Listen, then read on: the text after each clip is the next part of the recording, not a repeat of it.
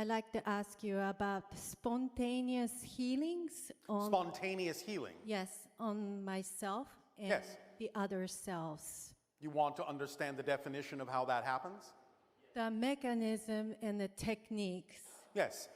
The mechanism is that you actually shift into a different person sufficiently that you do not contain any definition of having ever actually had a disease. You become a new person so completely that you have no continuity to the other person that was there a moment ago, and therefore are such a new person, you have a different history and have never had the disease. That's what spontaneous healing is. Therefore, if you can wrap your mind around the understanding of how to truly, completely redefine yourself so completely in a given moment that you become truly that new person, that new definition, that's the technique for spontaneous healing. Does that make sense? It does. You've had examples, many examples in your medical profession where you talk about such things as multiple personalities, where it has been measured that one personality, being truly a different person, might actually have a physical disease, a cancerous tumor or what have you. But when the personality shifts to something that is truly a different person, the tumor is no longer there. And in fact, the truth is, it never was in that person, in that personality. So when you understand that you're shifting yourself this way all the time, moment to moment to moment, literally billions of times per second, and that the continuity that makes it seem as if one moment is connected to the last moment or the next, you can drop that continuity sufficiently to re-identify and redefine yourself so differently, so completely, that you become such a different person as to have never had that experience in the new reality of yourself you have just shifted to.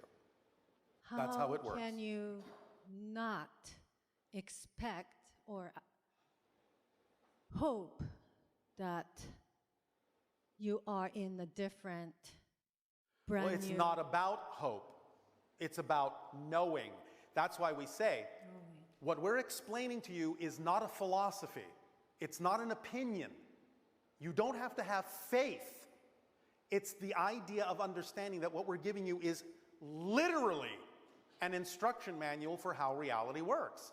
Literally, physically, exactly in the same way that if someone handed you an instruction manual to learn to operate a piece of machinery in your technology, you would simply follow the instructions. The machine would work as advertised. The idea is we are literally giving you an instruction manual with these principles. So if you follow it, you will know how it works. And when you know how it works, no faith is required. If you follow the instructions to understand how to operate, let's say, an automobile on your planet, is faith required for it to move forward when you put it in gear and step on the gas? Not really. You just know that's what it's built to do. You know that's how it works. And if there is nothing broken in the car, you know that if you follow the instructions, the car will move forward. Yes? Yes. It's that simple. So when you can really incorporate a knowingness, a true understanding that that's how reality works, and you've truly incorporated that into your knowledge base, then you'll be more capable of allowing for experiences of flexibility in time and space, which are your illusionary creations anyway. Yes? Yes. Now, don't forget this important caveat.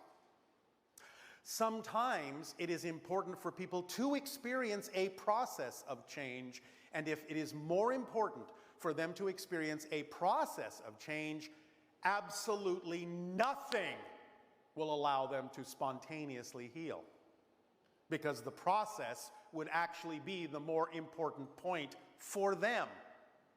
So never assume that even people who seek out a healer actually are seeking out the healer for the purpose of experiencing a healing. They may be seeking out a healer to explore something else altogether. The healer's only job is to give off the vibration that represents the healed state. And if that person decides and chooses to match the vibration, they will heal themselves. But if they don't, they have a different agenda, and it is the healer's, shall we say, duty only to provide them the option to make that choice. There is no insistence they must heal. It is none of the healer's business what they do with the energy the healer has given them. None of the healer's business. Yes? Does that make sense? Well, there are two conflicts, Yes. beliefs that I have. For example, I want this child to be well next morning. So I picture her with a white, brilliant light. You can do whatever technique and permission slip you wish. If that's your way, that's your way. Again, it doesn't mean that the other person has to choose to heal themselves by matching the frequency. But you have given them what they needed at that moment. That's all you need to know. You have given Yes, she them didn't what they know needed at that she moment. Healed Yes? because Because on some level, they chose to. they chose to. Yes, it's always choice. You can't do anything for anyone. They have to agree to experience what you're offering them. But sometimes they won't, and you have to know it may be a more important path for them to experience it that way. You can't tell what's more important for them. You don't know if they actually need to spontaneously heal at that moment. But if they do, they've made a choice to.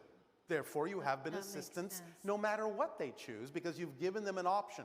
How do you know that if they don't heal right away, they will remember what you said years down the road and then use your information when it's time for them to do so? You have absolutely no business telling them what their timing is. You just give them what they need at that moment. They will use it however they wish. That's all there is I to it. understand. Yes? Okay, got it. 10 years ago, I became vegan out of choice Yes. because I decided out of compassion that I Yes. did not want to eat the animals. That's all well and good. And many areas of research convinced me. All and my right. Well, husband you're to do still this. eating the plants. Yes. Well, And They I have ate feelings a lot too, you more know. Plants. Yes. plant might be going, why is she picking on us?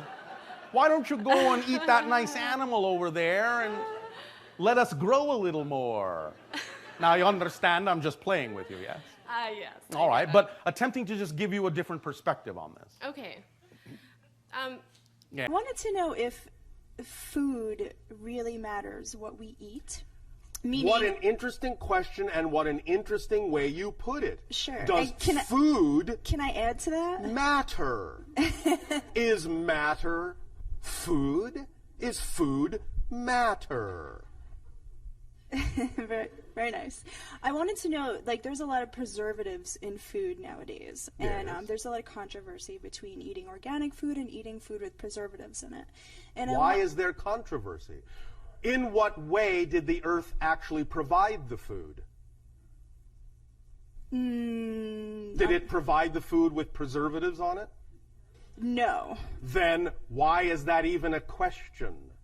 Well, my question is more, is it really important from a broader perspective what we're putting into our bodies? Is it really important to For most eat of organic? you in your collective agreement, yes. Because most of you are abiding by the collective agreement that you will actually get an effect from what you call chemistry. Okay, so it does matter. Yes. I am not saying someone cannot transmute or transform that, but it is not really the job of most of you in this life. It is not really what most of you have chosen to spend your time focused on. The idea, therefore, is take the path of least resistance. Why spend a lot of time transmuting preservatives and pesticides on food when you can simply eat something that doesn't have them to begin with? Is that not just as transformative? Good point. Thank you. I often make some. Thank you. That answers that question Yes. perfectly.